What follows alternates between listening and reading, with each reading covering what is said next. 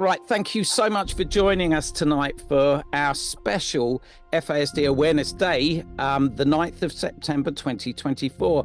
And today we've got a really special webinar talking to some of those that have been huge advocates all over the world, but also achievers in their own right. And we want to praise them for their achievements, but also talk about the strategies, coping mechanisms, and what support has helped them to get to these achievements this year. So I'm going to start with Rossi.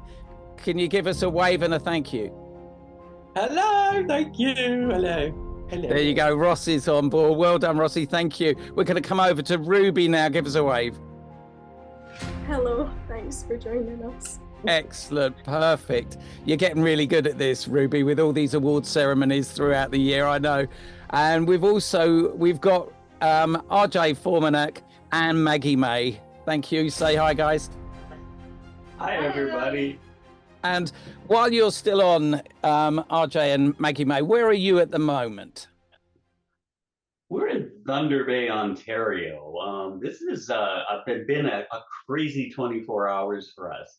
We started out in Toronto, flew 800 kilometers to do an event this morning, and now we're talking to you. So that's all within 24 hours. And we've been doing a lot of walking. You absolutely have. And it's a real honor for us to have you on board tonight as well. So thank you so much for joining us. Right. We had a few others that were due to join us tonight, and for various reasons they're unable to make it, but we'll be talking about their achievements as well while we go through the evening. Ruby, can you tell us about what happened for you? Yeah, so I got into volunteering, and basically I've won so many awards. You really have. The biggest one I've ever went to was the BBC Sports Personality of the Year, Scotland's Unsung Hero Award as well. As you know, this was a very special night for Ruby. Ruby would like to give you something, so can you come forward? For me, it's been a privilege and it's been an honour coaching you and seeing you grow as a coach. And this is just a little something. Thank you so much. For you. So it's been great. Well done. Well done, you deserve it. Thank you so much. And what do you think winning this award will do? Obviously, you've been inspirational already to many people here. I don't mind if I'm a runner-up or a winner. I'm really looking forward to show people that having a disability doesn't mean you can't do what you love.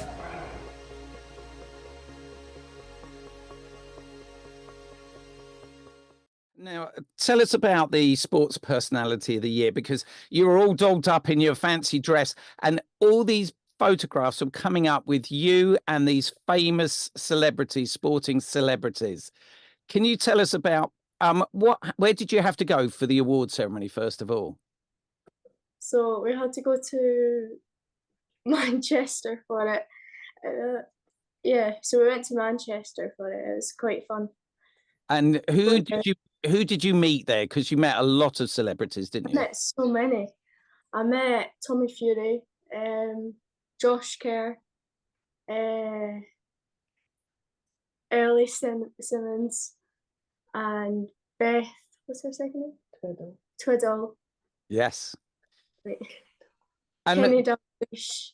Well, that was the one I was going to mention, Kenny Dalglish, because he was sorry, say that again. And Fatima Whitbread. I hope Excellent. I said Absolutely. And tell us a little bit about what led to that, because obviously, we know you do a lot of training and you've been into sports yourself for many, many years, haven't you? What are your sports that you take part in yourself?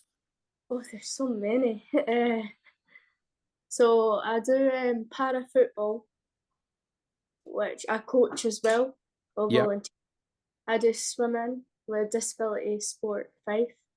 I do archery, I do athletics, and surfing sometimes for fun, and paddleboarding for fun. Yeah. And a lot of the work that you've been praised for has been really around your training and coaching of disabilities. Is that correct? Yeah, correct. And so So tell me about, what does that involve? Patience. Patience with little ones. Absolutely. What age group are you working with? So on a Monday, I'm volunteering at a primary school, and it's P2s. Okay. And what do you find to be the greatest reward for you when you're coaching? Seeing them having fun. Yeah. Which is good. And seeing them take part, 'cause some of them just sit at the side. And what sort of disabilities are you working with? So autism is a big one that I'm working with. Okay, so you've got neuro disabilities. Do you have many physical disabilities that you work with as well? Well, last year, and when I done the same primary school but different class, there was this little boy who like didn't have the ability to speak, so he had to have these show me board things, and he'd write down what he wanted and that. Yeah. And did you ever dream that you'd end up at these award ceremonies with all these accolades and all these prizes? Because you've been in the papers so much this year, haven't you? Yeah. I've got another one coming up. It's on Friday. I know. Yeah, and that looks exciting. Tell us about that. Oh, so I'm going to so it's the Herald newspaper Diversity Awards Hero of the Year. Brilliant. And I think when we're looking at some of the challenges that you face on a daily basis, when you come to going to those award ceremonies, do you sometimes feel a bit nervous and anxious? And all the time. so how do you deal with that? I just say to myself, it's going to be okay. Okay. And also there's a lot of preparation from your mum, isn't there? Yeah, a lot. Big thank you. Absolutely. And I think this is one of the things we want to also bring, bring to the fore. Every one of you that has achieved so much, there's a network of support around you that has helped support you and get you to that place. So can you tell us a little bit? This is an opportunity for you to big up your mum and say, how's your mum been so good to you and helpful, and your family been really helpful to you? Well, really good. My mum's my biggest cheerleader in the family. Cheering me on, and taxi driver. Absolutely. To go to my volunteering and everything. And when you first started volunteering, how did you get in? How did you get into that? So let's say that there are other people watching today that think, do you know what? Yeah, I'm inspired by what Ruby's been doing. I'd really like to get into volunteering. How would you do that? Because I'm sure your mum helped you in finding the right places to volunteer. Would that be correct? It was. Oh, I thought it was on mute still. So it was my mum, and it also was active schools as well. So for a few years, I was a young ambassador, which was helping out at summer camps, and yeah, just letting the kids know that it's okay to join in. Nothing bad's going to happen. Yeah. And I think, as you do more and more work and support and coaching, what strengths has that given you? Being able to improve my coaching. Yeah. Being able to talk to people that are know what they're doing, to get feedback on all my work that I do. Excellent. And my confidence as well. Absolutely. And I think these are all huge rewards for you. Forget the accolades and all these great award ceremonies, but those are as important, aren't they? Yeah. Your future and your development. Listen, thank you so much, Ruby. A big applause from everybody here for you. Amazing year for you, and I know it's going to go on to greater things as well. I'm going to come round to Rossi now, if I may. Rossi, we couldn't put the TV on and not see your face on the screen and some of your absolutely glorious quotes this year. And not just glorious quotes, but glorious images. So can you tell us, everybody here today, I remember I was due to film you at the beginning of the year and we couldn't do it because all of a sudden you were absolutely chock-a-block with work. So it was all very secretive, wasn't it? Tell us what happened at the beginning of the year now. So filming for, I was on a TV show called Glow Up, which is a makeup competition, and they'd never had someone with FASD on the show before. So we really championed the disability and tried to bring it into kind of more common day. It was part of my like character arc, I guess you could say. And so they started filming in January, and then I left the show in February, early February, and then the show started to be talked about in June time, April, and then it came out and life just kind of changed a bit. It came a bit. I'm going to come on to that in a minute, if I may. But what I'd like to do, first of all, when you were going up for the show in the first place, we know you have a confidence in your ability as a artist, but what would you specifically call yourself? I'm a hair and makeup artist. Okay. One of the things that I was really struck by was how sensitive you were to the use of the language around FASD. I know this is something that we are all huge advocates of, but it was really important that the message that you had came across appropriately. How much time did you spend in preparing that? There was a lot of back and forth chats with production. We got early access to some cuts of the show so we could really confirm that it was correct and that the right terminology were used. Just before we started filming, they tried to kind of slide in that I was neurodivergent instead of FASD, and I was like, that's not gonna swim with me. So I kind of like cut that off and said, no, it's like FASD or nothing. It was just the most important thing for me, and more for other kids with FASD to see someone else with FASD on their TV. And why was that? Why was that so important to you? I think autism is spoken about on TV so much. You know, other physical disabilities are spoken about and championed, and I thought, why not FASD? This is the year for FASD to be, you know, if not this year, you know, next year or the year after. You can only just, you know, it's just about time that we were in the spotlight and that it was brought more awareness. And I thought, what better opportunity to do it?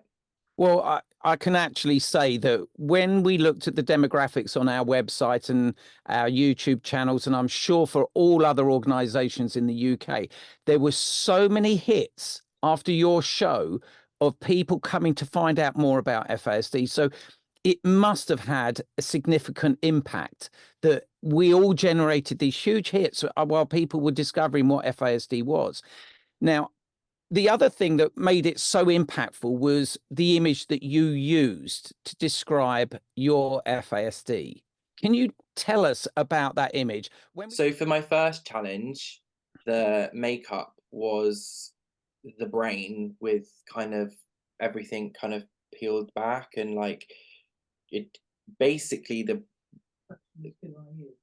was the challenge is who are you, and I wanted to be brutally honest and say I've got brain damage, so I thought what better way than to show it on the outside, and I basically just ran with that, and I thought, this is, if I was to be able to be seen, for the world to see me as I truly am, this is how it would be viewed.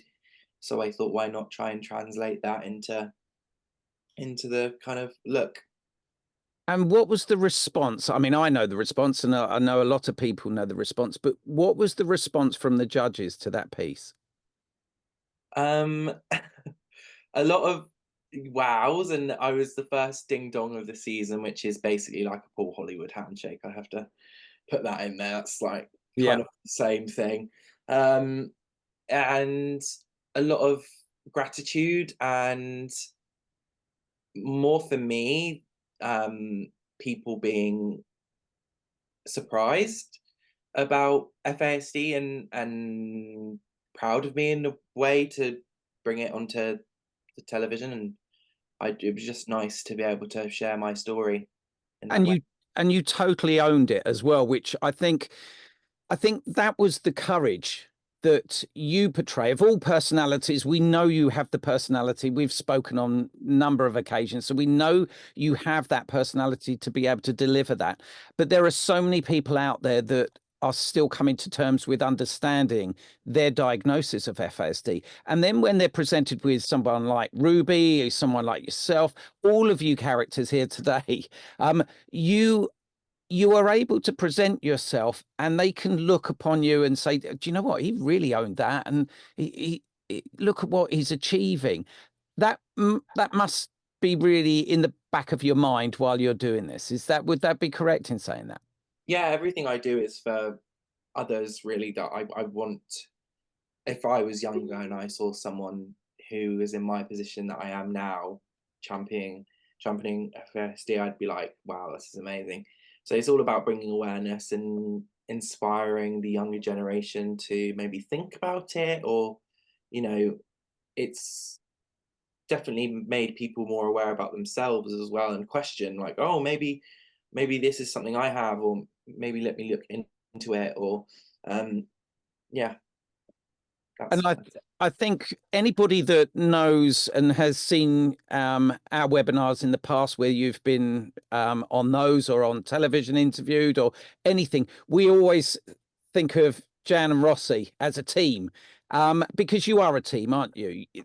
Yeah, Basty's right over here. Absolutely. So on the left. So tell us about the support that you had, because I know that would have taken an awful lot of energy from you to be involved in such a show as that, emotional and physical energy. Tell us about the support that ran around you at that time to help you to be able to achieve what you did. Well, straight from like the interview process, Mum was there, and it was around 4 months of interviews and processing. So it's not just like you audition and you get on the show and then you start filming. It's like a year worth of prep. So it was a lot of like mental stimulation, really, to like even start the process. And then filming started. We were put in a hotel, and there was a lot of other ups and downs that happen in production that I just, God, don't know how TV stars do it. So it was vital that I had my mum as my outside brain to kind of be there and really support me, because that's like what I needed. And also when I was being overwhelmed, Mum was able to take over and be like, no, this is what he needs, and you need to listen, and just help in different ways. Yeah. And how when you put the whole thing together, the whole experience, just for the period that you were filming, let's say, how did you come away from that? Did you feel that it was a positive experience for you, or did you feel that there was so much anxiety in it that there was some negativity around it? Or how do you summarize that time? Looking back at it, was definitely an experience. I think being the first type of neurodiverse person like that, was hard for production. I think they'd never experienced something like that before, so there were definitely growing pains in the entire thing. And I remember when I left, I was distraught, like completely traumatized by the whole thing. And even now, a bit of like PTSD when I watch the show, you kind of get the shakes. It's just like, it's never getting over it kind of type thing. And but looking back, hindsight 2020, it was great for self-reflection, self-awareness. But in the moment, it was really hard to kind of deal with the leaving of it. I think it was harder, but being there was crazy. It was just like whirlwind. Yeah. And went so fast. Absolutely. And so tell us what happened as a result of being on that show, because so much, you know, the whirlwind continues, doesn't it? It does continue. So as soon as I left the show, obviously they were still filming for 2 weeks after I left, and I just got straight to work and just started assisting people, which assisting means you go to makeup jobs and you help the head makeup artist out. So I did a lot of that. I kept myself busy, did loads of shoots. And then when it was announced it was Fashion Week, so I was already booked on jobs, but because I was on jobs, I was with people. So it became really quite hectic. And then all the following came and the sponsors came and NDAs followed, and you have to, you know, follow the protocol, which again I needed mum for because it's very technical. I couldn't do it without my outside brain. Give me a fist pump. And yeah, it was just a very big whirlwind.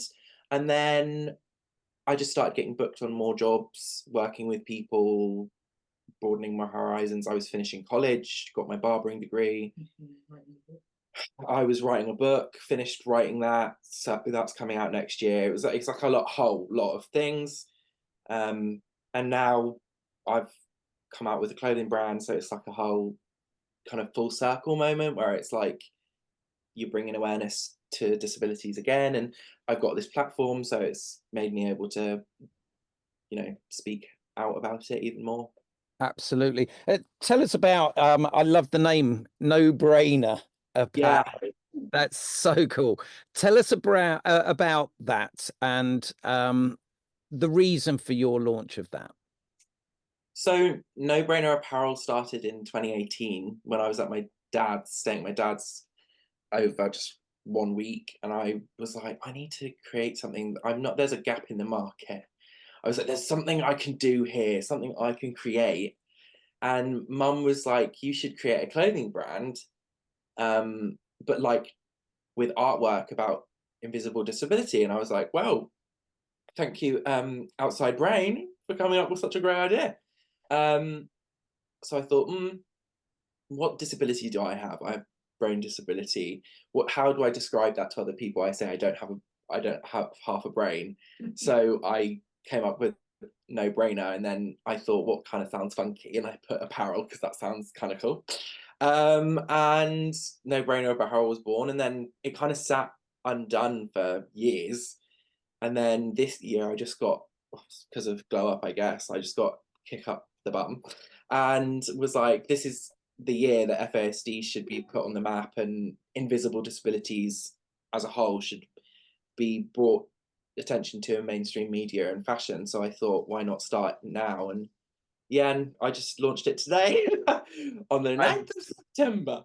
And no better day to do it. So listen, again, big up from all of us here. Fantastic year, and long may it continue for it, as I'm sure it will. So congratulations, Rossi. Quite an achievement this year. I'm going to come over to RJ, because we were talking just there with Rossi about about ideas that have been going for a while, and this is the year to announce FASD. This has been quite an anniversary for you and Flying with Broken Wings, hasn't it? Absolutely. It's the 25th anniversary of FASD Day being celebrated. And one of the persons who was involved in that, Jody Culp, is my partner in Red Shoes Rocks. Rossi, I'm not going to say I'm giving you some ideas, but red shoes are really hot. So 25 years of advocacy and teaching people about us, that we are people first, and the diagnosis comes second. And when you meet us, you get to know us, you love us in no time. So we've been sharing that message. This year has been incredible. As I said, we've done 3 very different and quite kind of the same events in the last 24 hours. So we've been on the go and meeting people and talking to people, and it's been incredible. And this young lady is doing a fantastic job. I gotta tell you. Well, we always knew she would, absolutely. Tell us a little bit, RJ, if I may, about during the year, your advocacy, because I know when we've interviewed you in the past, we've spoken about your background and your journey to Red Shoes Rocks, and also your huge advocacy and work with so many individuals around the country. I know whenever we talk to people around America, Canada, all over the world now, they refer to you as one of the guiding lights, if you like. So tell us a little bit about how you've seen the last couple of years, because there's definitely been a shift, hasn't there, in the last 2 or 3 years. Can you tell us about that for you? Because you've been doing this for a long time. So tell us about that shift and why you think that's happening now. I think the time is right, because people are largely divided into one of two groups, and they're like the same basically all the time. And we show up as people who think totally differently. And, you know, I was thinking about it today, and if you look at it, there's a lot of coal in the world. The process that makes coal also makes diamonds, and they're extremely rare. And people with FASD are like diamonds to the rest of the population. And this message has resonated when they've opened their minds to looking to the fact that it's not the disability that we need to look at, but meet the person, talk to the person. And we think so differently compared to some people that we often come up with ideas that change the world. So this message has gone out, and researchers, professionals, caregivers, and people on the spectrum have all bought into it. And together, those 3 legs of support, we're building for ourselves what we need. And that's what it is. We're building it. Absolutely. So the change, it's like a wave. It starts out small, and then before too long, it becomes huge. And for example, Red Shoes Rocks, one of my particular programs, is in over 100 countries, and I think 87 different languages right now, because it's ours. It's not something made for us, it's made by us. So that to me is just so incredible. And I think one of the other great things I've noticed, particularly in the last couple of years, has been the inclusion, or not just the inclusion, but putting the individual with FASD at the center, putting them at the center of the message. Because, you know, we've got today some great advocates that are, you're all very eloquent in the way that you explain. First of all, you know, I mentioned earlier with Rossi about Rossi owning his own understanding and his diagnosis. But not just that, you understand yourselves, you understand the network of support around you, but you know how to tell the rest of the world about FASD and the challenges that you face on a daily basis, but also to be able to say about your achievements as well. And I think this is something that resonates a lot with people that have no clue around FASD. Those that say, what is FASD? And we still hear it too often, even from professionals. And yet, when if I do some training and I offer the training, it's fine, it's great, and it's factual, and there's a lot of evidence there and what have you.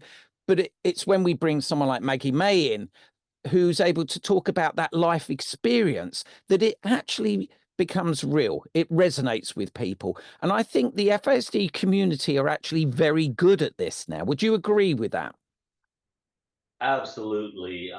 We have seen such a surge of people speaking their own truths about living with FASD. And you get all these varied and different opinions and life experience, and we share that freely, because when you have FASD, if nobody acknowledges it and they ignore it, we become so not understood.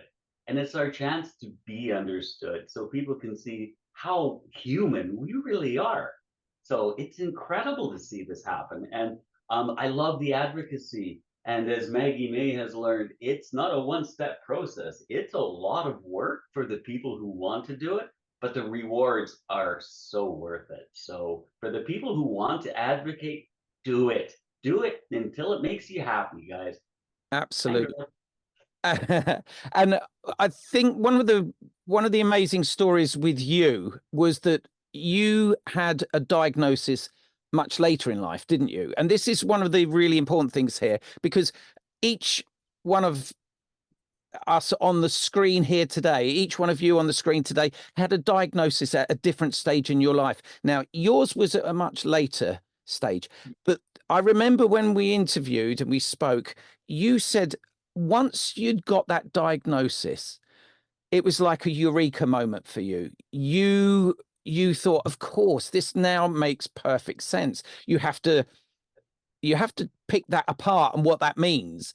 But can you tell us a little bit about how important that was for you? It was life-changing for me because all the stuff I had done that I didn't understand, I owned. And I blamed myself because I listened to other people. And once I knew, it was my brain. My brain is different. I think differently. Once I knew that, I forgave myself. I understood, and I was able to work with myself as opposed to against myself, because I know my brain's going to do certain things. For example, this webinar, I'm going to totally forget everything that we've said for about 2 weeks because I have short-term and working memory problems. But in 2 weeks, it's all going to be there. So knowing that now, I understand, and I don't beat myself up for it. So once you learn about how your brain functions, you can be a lot easier on yourself. And that makes you a lot easier on other people too. Absolutely. And, you know, I'm going to come on to Maggie May, because this is something that through that story there, that we've been working with a lot of young people on our FASD friendship groups, haven't we? And this has been something that you've been such an amazing part of in supporting. You know, it's all well and good, Tracy and myself being able to set these groups up, but you don't want somebody like us running them. You need somebody like yourself where you can identify, you can discuss these issues, and you've all got differences. That's what's so lovely. So tell us a little bit about your experience of that, Maggie May. I have loved every moment of it.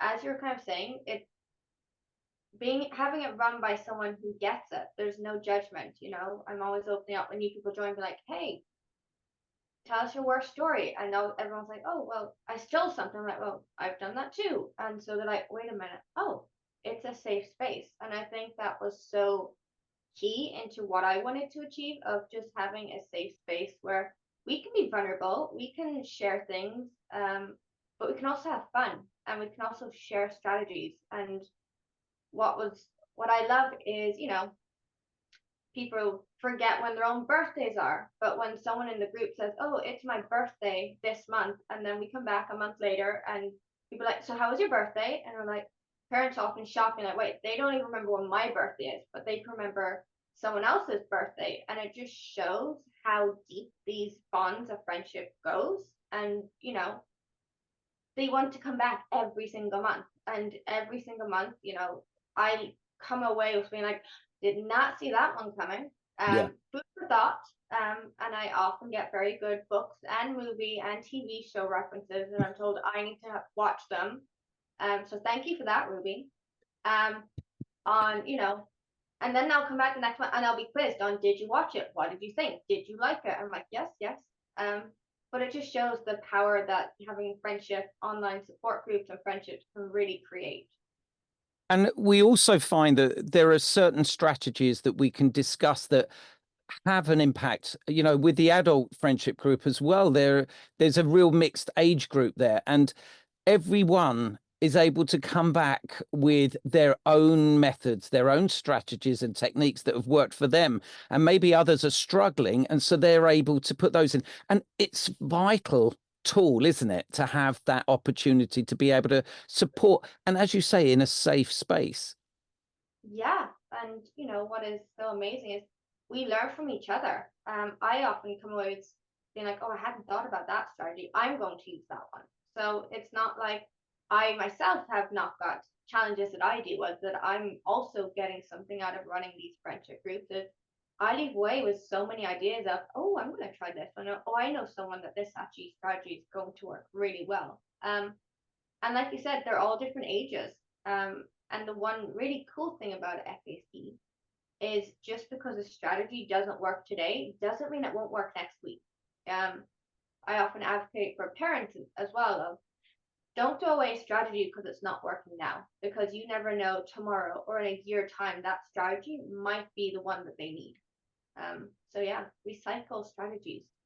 Absolutely. And we've just had a question here. How do you join the group? Come to our FASD Awareness website, fasdawareness.co.uk and or .org.uk, I beg your pardon. And what you can do, there is at the top, there are our services, and you can actually register directly online for that if you want to attend. The other thing I want to bring up, it's partly from what RJ was talking about, and it's also what Rossi was talking about earlier, about being able to actually, there's a collective with other people with FASD. The voices are getting more and more, and there's the support there, and there's the sense that in the past, when I first came into FASD, there was a sense of doom and gloom about it, a diagnosis.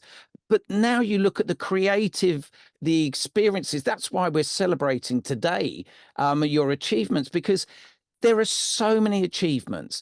And one of the things that I thought was really quite a stunning moment this year that you mentioned was when you went to the conference and you were in the room with so many other people with FASD. Now, tell us about that room and what that felt like and some of the experiences that you had in that, because it was your room, wasn't it?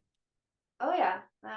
So I had the amazing fortunate to attend the International FAC conference, which was in Seattle. And so there's almost like two different conferences happening, one for parents, researchers, doctors, all of them. And then there was a separate one that was just for individuals with FASD. So we had our own room where no one else, unless you had FASD, you didn't get in. We had a security guard. Not really, but we thought about it.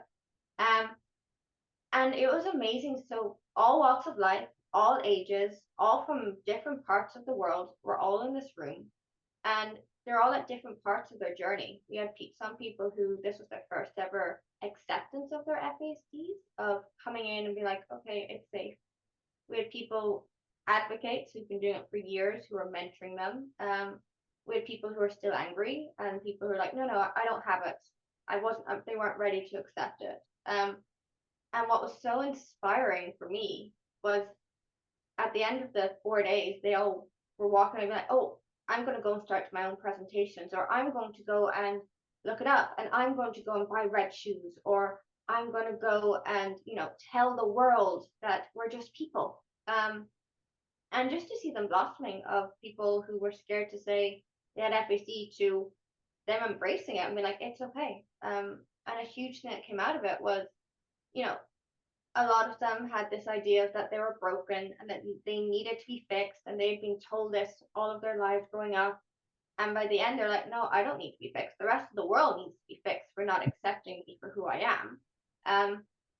And just that, it was almost like a weight was lifted off so many individuals' shoulders. And I did a little experiment where when they first came in, I was like, okay, hands up who thinks you're change makers, FAC change makers. And maybe 3 people out of 100 put their hands up. And then at the very end of the 4 days, I asked the same question again, and the whole room put up their hands. Because for them, you could be a change maker just by wearing something red, or just by in yourself, like saying, it's okay, I have FASD, or for advocating. Everybody's a change maker.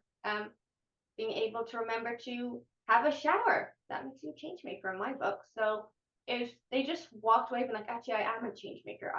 I'm worthy, and that's what was so important. And that just demonstrates exactly that your message that you put across was successful, in the fact that this is what people need to hear. I loved also the fact that you said you were anxious when you went there about being triggered. And, you know as well that when you need to take the time out, you need to take the time out. And didn't you sleep under the table at one point because you knew you had to take yourself off? Nobody got triggered, did they? No, it's been a really long day, and I was walking around a hotel with no shoes on, and people didn't look twice, and there was a point where I crashed, and I was like, I'm not even going to make it up to my hotel room, so I just went under the table and I had a nap, and everyone was just like, "Where's Maggie?" And they're like, "She's sleeping under the table," and they're like, "Oh, okay. Do we need to get her coffee?" But it's just acceptance, and there was other people regulating themselves in the way they needed to do. For me, it got to a point where I was fed up of wearing shoes, so I was just walking around everywhere in socks, and no one thought twice about it. I think that was also a real encouragement of just how that conference was. Of researchers and doctors and professionals weren't even giving us a second glance for, why is she walking around with no shoes on?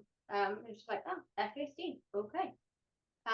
So yeah, but yeah, there was a lot of support, and I was so grateful to be part of the Adult Leadership Collaborative, because we really did tag team almost, where if one of us was crashing, we'd be like, look, I need to step away. So on the agenda, I might have been posting something. I'm like, I can't do it. I'm about to crash. They're like, it's okay, we'll tag team. And so it really worked, and I think it really shines through the benefits of collaboration, where we can support each other, and we can, when one of us is starting to fade a little bit, we step in and be like, it's okay, you go take your 10 minutes and we got you. Don't have anxiety. And you were really rewarded as well for the work that you've been doing over the last however many years, because I know you've been doing this a long time. When we first met, one of the first things that you said to me, you said, could you help with my YouTube channel? Because I really want to get the message out there. And I was stunned by the content, first of all, that you had. It was all there. Everything was in place, ready to go. And you were fighting to get out and you get your message out there, and you've had this opportunity. You're still traveling and managing a lot of the challenges, but you were rewarded this year with a huge achievement award. Can you tell us about that? Yes, I was the recipient of the Starfish Award, which is given out every year, one to a professional and one to an individual who's making a difference. I was not expecting it, so I was actually helping out someone else who was struggling. So I was like, wasn't even looking at the stage, and so I missed the entire speech that was done about me. I'm trying to get a recording of it. And then they're like, so, and if you haven't guessed yet, it's Maggie May. I'm like, who? Oh no. And I'm so used to being in the background. I don't like being center stage. I like being the background of just doing my own pottering around, doing my own wee thing. And I prefer to just be like, no, someone else can take the limelight. I'm not in it for that. I'm in it for just the fun of it and for advocating. And I think for me, my whole motto is I just want to achieve or be somebody that I wish I had growing up, of having someone who has had FASD that I could have looked up to growing up. Because like you said, many years ago, it wasn't quite as positive and embracing and encouraging as it is now to have FASD.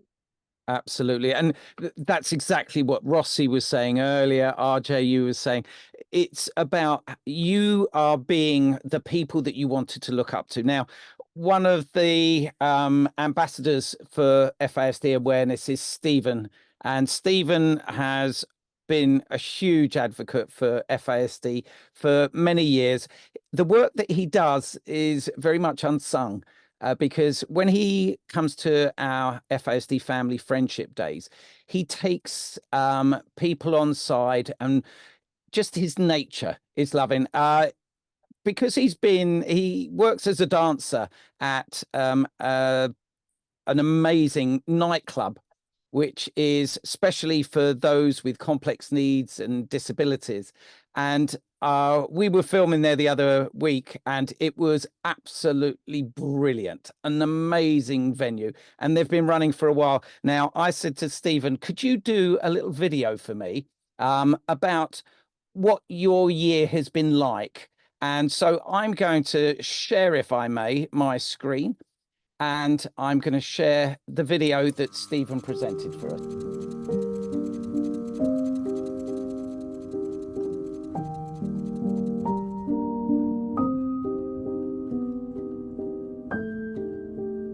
I'm proud to be a dance crew at GV's nightclub because I get everyone up dancing and everyone has a good time. And everyone loves it. And it's been going for 8 years and I can't believe it. I'm so happy.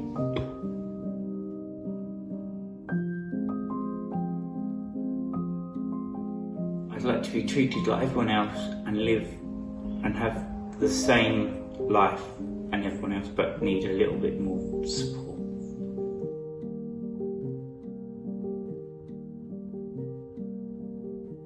I'm proud to be an ambassador for FASD Awareness, because I pick up cheques, award ceremonies, talk to young people at the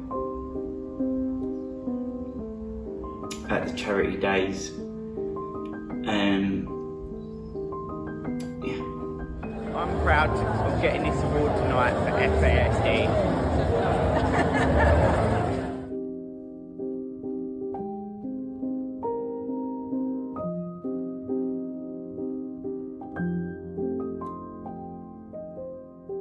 So there's a little video, and a little big up to ourselves at the end there as well, because it was a lovely evening. We've just recently been awarded the Kent Charity of the Year Judges Award, which was fantastic because for the first time it gave a bit of a showcase for FASD. And the fact that the nice quality standards and the work that we've been doing to support those nice quality standards. And when Stephen gets up and talks to everybody, he goes around the room and he charms absolutely everybody in the room. And when it comes to the photographs, he's always the best looking and the happiest person in every single photo. So we'd like to thank Stephen and reward his achievements this year as well. There have been so many people in the friendship groups, so many people on our FSD family groups as well, that when they come along to our family activity days and they see Stephen working and playing the games and getting involved and having the amount of energy that he does with the support and the wraparound network that he has around him, it's a showcase of what can be achieved. And this is what every one of you tonight has been a really good showcase for that. Now, I'm going to go round, if I may, and ask some questions, because these are questions that people have been asking and writing in. So I'm going to come to Ruby, if I may. Ruby, one of the questions I had was, how do you feel when you're achieving? What does it make you feel when you're achieving? Happy. Yeah, why? What how does that feel? That happy? That I can actually do something. Yeah. And why do you feel it's something that you can actually do? Because you actually do an awful lot in your day as well. But it's more than that, isn't it? Yeah. I think I struggle with a lot of things, but volunteering is kind of one of my strengths, which I'm happy about. Absolutely. And that is exactly, I can see that. I'm going to, Rossi, we brought this up earlier, but who helps you achieve? Well, there's, my mum, who's my PA. We like to call her Madeline on set. My sister, my nan, is a really big supporter of me as well. Auntie Susie, big up Auntie Susie. Just really big form of support as well, which is my mum's sister. My whole family really have been throughout my life very supportive, so shout out to them. Joe as well. Can't forget Joe Garofalo. We literally were just in Paris doing a road trip for our charity Road to FASD. I mean, we saw a different side to Joe, a more personal side that I'd never met before, and she was really great support in Paris, apart, you know, next to mum, and little tag team, little rock Paris. Yeah, that's it. That's my rant over. Thank you so much. And I think that is so important. What you've just demonstrated there is there's a huge network of support that help you to achieve. And it's integral to have that network of support around you, because I think everybody's looking for something to latch onto, something to feel good about themselves. And if we as individuals and our own friendships with others, if we can be that part of that network of support and understand, first of all, understand what your challenges are. Once you can understand those challenges, it makes it so much easier to work with. Would you agree with that, RJ? Absolutely. It's kind of like stumbling around in the dark until, you know, somebody switches on the light and you can see the things that you're tripping over. And again, that changes your life. When you know what your brain is doing, it opens up a whole new world where you can be free to think the way you want and understand that it's okay that your thoughts go here and go this way, because you know that it's your brain that's doing it. And that, again, is like turning on a light. Absolutely. I'm going to ask a question that I was asked. I was giving a talk a while back, and it was to do with my other life, with my guitar playing and my music. And I had a young person ask me what was my greatest achievement, or my proudest moment, I think was the exact turn of phrase. And I had to sit back and think, do you know what, for me personally, and I'm going to ask you what your proudest moment is, because, or has been, because for me, my proudest moment was not what people would have expected. It wasn't an accolade. It wasn't playing to so many people. It was a moment when one of my foster sons, who he was asked to play guitar in a concert because his foster dad was a guitarist. He was reluctant, and he couldn't read music, he couldn't improvise, and we had to find a method of working. Between the two of us, we found a way of working, and we created these 3 pieces that we could do as a duet together. When it came to the day of the concert, I knew that if he made a mistake, there was a real likelihood that he would throw his guitar on the floor and storm off the stage. But for me, what he did was he made a mistake. He looked at me, and we kept going, and we worked our way through to the end of that performance. And he came off and he was swearing. He said, "I can't believe I made a mistake," etc., etc. And I said, you know what? Today was one of the proudest moments, because despite that moment, you still worked your way through it. And as a team, we found a way of overcoming a huge obstacle. So to me, I remember that moment in time as being one of the proudest moments. And it wasn't something that anyone would have expected me to say. So I'm going to ask the same question. Rossi, what would you say is one of your proudest moments? My proudest moment is when Reese from Ireland said I was his role model, because it brought to focus that all the work that I'm doing is really poignant and inspiring younger kids, and that's exactly what I work for, and that's what my life's goal is to bring every person with FASD into the light and to hear that from Reese meant a lot, because he's also got FASD and he also loves makeup, and he's got an amazing guy. He's got tons of different talents, and just to hear it from someone like that is made me very proud of the work that I'm doing. Yeah, and it's touching. And I think that's another reason why I think it's so important for us to sort of bring light to your achievements today, because when somebody says thank you to you, it means so much, doesn't it?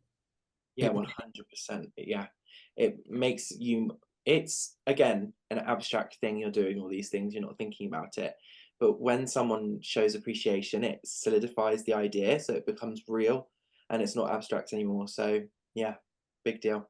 Brilliant. I'm going to ask Maggie May, what's one of your proudest moments? I think for me, I'm only selfish, it was actually for me the turning point where I came to the conclusion I'm okay with having FASD, and that actually it's not the end of the world, because it was a gift that was just for me, that I could have continued in my little emo time of being not happy with the world, but instead I was like, no, actually I'm okay with it, and it was a gift that was just for me, that it wasn't about anyone else, it was just for me. And it was only thanks to that that I was able to now do what I do now, which is advocating and raising awareness and talking about it and helping other individuals come to that also conclusion that it's okay. I think that's one of the greatest quotes I've ever heard. It was a gift just for me. I think, yeah, well, I think that's a quote we'll bring up time and time again. So fantastic quote there. Thank you. RJ, what about you? What was one of your most proudest moments? Oh, I have so many moments that I have felt such humbleness and joy and expression. But for me, it's a very personal one. And it was when my son was working as a manager at MacDonald's. And they had a new hire who didn't speak very good English. And I saw him take that person aside and work with them over and over. You know, like he was spending his own time, evenings and everything, helping. And that's when I realized that as a parent who has FASD, I was able to raise a son who's empathetic, who's loving and joyful. For me, that was the be all and end all, to know that the next generation that follows me is someone with a good heart. So for me personally, that was my proudest moment. I can totally empathize with that. I feel like that, you know, with my two birth children at home, there's the empathy, and I think we can all find that. I think in our network of supporters that you all have, I think the commonality is probably empathy. Everybody has an empathy. Ruby, your proudest moment? Being asked to be on this webcam is one of my proudest, and also talking in front of like lots of people, which is way out of my comfort zone.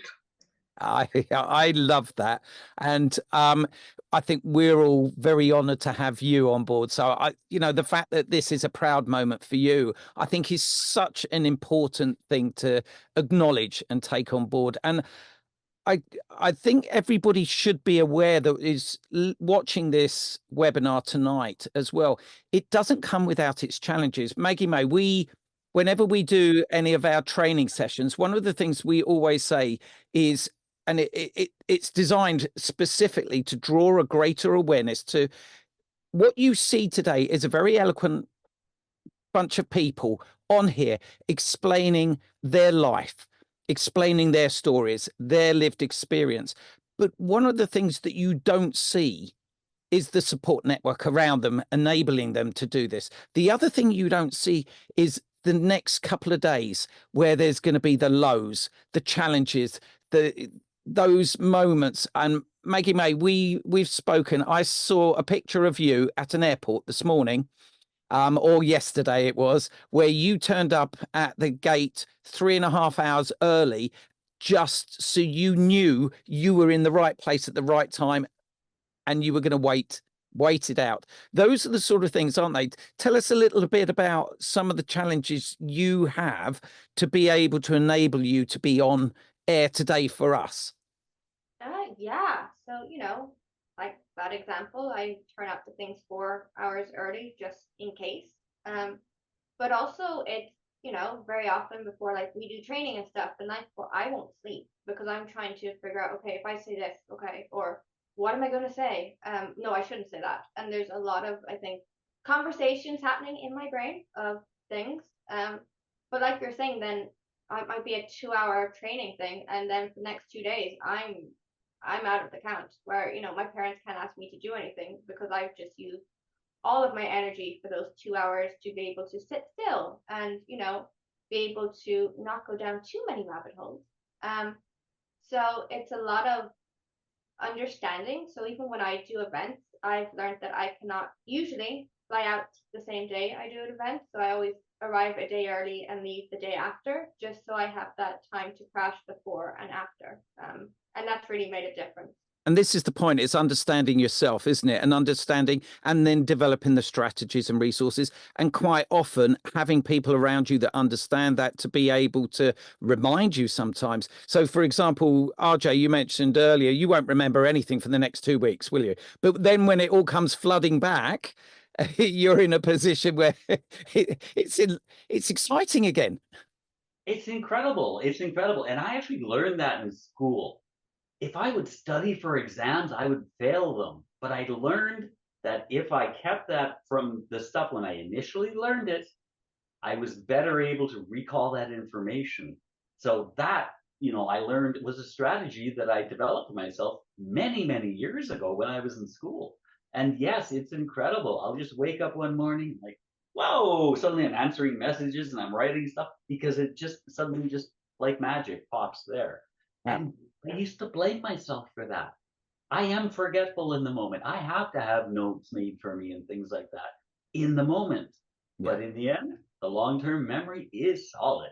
Yeah, absolutely. And Ruby, you said that the anxiety that you were going to be feeling today coming on air to be able to talk to the people, when you asked me earlier how many people were going to be on, well, I have no idea how many people are going to view this in the future, but however many people there are that are going to view it, they're going to be looking at you, all of you on the screen today and thinking, wow, this is the future of FASD advocacy. But it's not just FASD. This is the future of advocacy. This is a template that all people should follow, about owning who you are, understanding yourself, understanding the person, understanding your challenges and your strengths, and being able to find ways and networks and supporters and people around you that can help bring out the very best of you, because you are all amazing advocates. And I'd like to, on behalf of everybody here, give you a huge applause for all the work that you do and continue to do, and for having such amazing years. There are so many other people doing great work out there. I know that, and I appreciate that, and we'll have them on. The more people, the better. So thank you all so much. We have got some questions here as well. Maggie, did you go to a regular mainstream school? Yes, I did. Until my final year, where I still went, but I was homeschooled, and then I just went into the final year exams. A lot of support was needed, and thankfully a lot of my teachers were on board. So when I turned up for classes at the wrong time, they'd have a copy of my timetable and they'd tell me which classroom I actually had to be at. So a lot of support, but yes, I did. And one of the other questions is, Ruby, you've been a part of our friendship groups, and you're going to be going up into the adult friendship group soon as well, aren't you? So, yeah. I mean, one of the things a lot of people are asking about friendship groups, they're from all over the world, aren't they? We've got friends that join from all over the world and come and join. Some people are absolutely shattered because it's 3 o'clock in the morning, but they won't miss those friendship groups and time delays and what have you. And if they do miss it, there's little reminders as well, nudges to say, we missed you this week, but we'll see you next month. And one of the important things that has been brought up here by Jeff was that you know, in the past, the groups have said they want to keep them in that small little group because if they get too big, you lose that bond, those friendships. And this is what we're looking at. We're constantly looking at funding to be able to cater for more and more people. If we have more demand for those friendship groups, we will create more friendship groups. That's what we're here to do. We're here to cater for you. And we are really always saying that we put FASD at the center of everything that we do. This is your charity. This is your journey. And we're here to help support you, as are your networks. And a big up to all the networks around you that have enabled you to be able to support you in what you do. So thank you, everybody. And can I just thank you for taking the time tonight as well to join us on this amazing FASD Awareness Day webinar. I hope you're inspired. I hope you are ready to give their message, follow them on their social media, and give them praise, thumbs up along the way. Join them on their journey. And in the meantime, can I thank you all? If you do want to have a look at the friendship groups or the support groups that we run, come to our website on www.fasdawareness.org.uk. In the meantime, thank you once again, and hopefully we'll see you next month. Thanks, guys. Thanks, everyone.